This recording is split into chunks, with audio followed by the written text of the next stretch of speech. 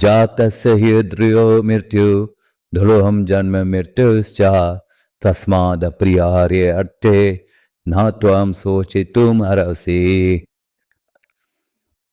जिसने जन्म लिया है उसकी मृत्यु निश्चित है और मृत्यु के पश्चात पुनर्जन्म भी निश्चित है। इसलिए अपने जरूरी कर्तव्य को करते समय तुम्हें दुखी नहीं होना चाहिए।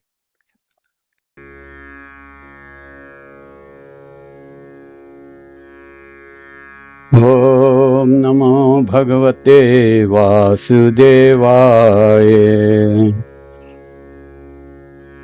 नारायणं नमस्कृत्य नरं चैव नरोत्तमं देवीं सरस्वतीं व्यासं ततो जयमुदीरयेत्। इस भाग में हम इस श्लोक का सही उच्चारण सीखेंगे। अब ध्यान से सुनिए और मेरे बाद स्पष्ट रूप से दोहरा। जातस्य जातस्य हि ध्रुवः ध्रुवः मृत्यु मृत्युः ध्रुवं ध्रुवं जन्म जन्म मृत्यस्य मृत्यस्य च तस्मात् तस्मात् अपरिहार्य अपरिहार्य अर्थे अर्थे न त्वं त्वं शोचितुं शोचितुं हरसि हरसि। जातस्य हि ध्रुव मृत्यु जातस्य हि ध्रुव मृत्यु ध्रुवं जन्म मृत्युस्य च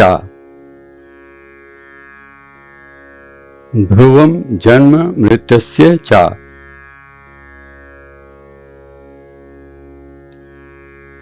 तस्मात् अपरिहार्ये अर्थे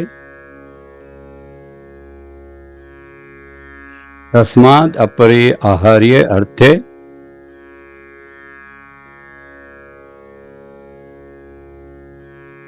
न तुम शोचितुम् अर्हसि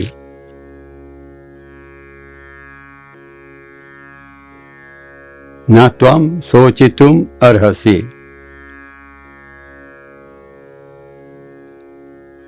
जातस्य हि ध्रुवो मृत्यु जातस्य हि ध्रुवो मृत्यु ध्रुवं जन्म मृत्युश्च ध्रुवं जन्म मृत्युश्च तस्मात् अपरिहार्ये अर्थे तस्मात् अपरिहार्ये अर्थे न त्वं शोचितुम् अर्हसि न त्वं शोचितुम् अर्हसि।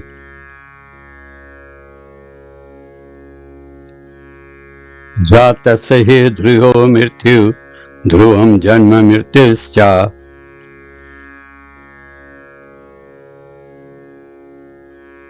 जातस्य हि ध्रुवो मृत्यु ध्रुवं जन्म मृत्युश्च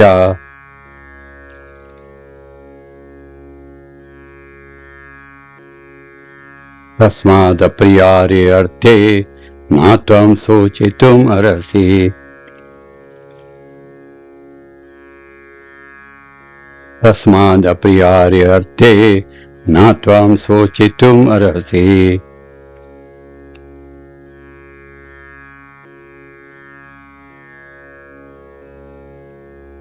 जातस्य हि ध्रुवो मृत्यु ध्रुवं जन्म मृत्युश्च तस्माद् अप्रियारे अर्थे न त्वं शोचितुम् अर्हसि।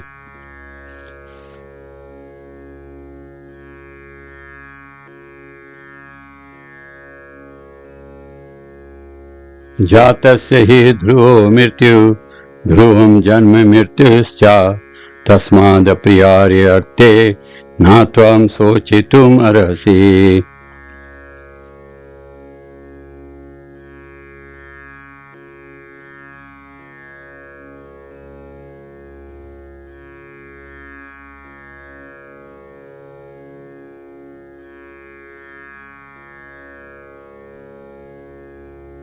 सिनोनिम्स जातस्य जन्म लेने वाले की, ही निश्चय ही, ध्रुव तथ्य है, मृत्यु मृत्यु, ध्रुवम यह भी तथ्य है, जन्म मृत से मृत प्राणी का,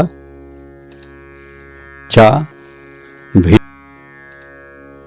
तस्मात् अतः, अपरिहार्य है, जिससे बचा ना जा सके उसका, अर्थ के विषय में ना नहीं, तुम सोचितुम शोक करने के लिए, हर्षि योग्य हो।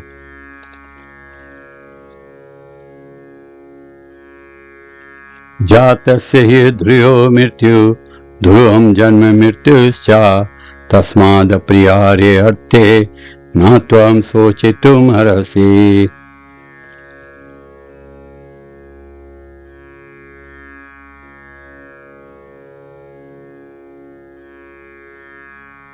जिसने जन्म लिया है उसकी मृत्यु निश्चित है और मृत्यु के पश्चात पुनर्जन्म भी निश्चित है।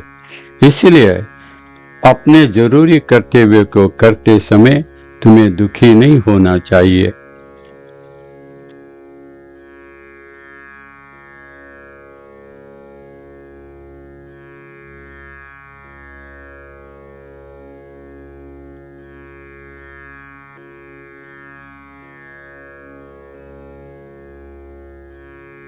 मनुष्य को अपने कर्मों के अनुसार ही जन्म लेना पड़ता है और जब एक कर्म की अवधि पूरी हो जाती है तब उसकी मृत्यु होती है ताकि वह फिर से नया जन्म ले सके। इस तरह जब तक मुक्ति नहीं मिलती जन्म और मृत्यु का यह चक्र लगातार चलता रहता है। इस जन्म मरण के चक्र से व्यर्थ हत्या, वध या युद्ध का समर्थन नहीं होता, लेकिन मानव समाज में शांति और व्यवस्था बनाए रखने के लिए हिंसा और युद्ध जरूरी हो जाते हैं। कुरुक्षेत्र का युद्ध भगवान की इच्छा से हुआ था, इसलिए वह टाला नहीं जा सकता था और सत्य के लिए युद्ध करना क्षत्रिय का धर्म होता है। इसलिए जब वह अपना कर्तव्य निभा रहा था तो उसे अपने ही लोगों की मृत्यु से डरना या दुखी होना क्यों चाहिए। वह कानून को तोड़ना नहीं चाहता था, क्योंकि ऐसा करने पर उसे उन पाप कर्मों का फल भुगतना पड़ता जिनसे वह बहुत डरता था। अपने धर्म का पालन करते हुए वह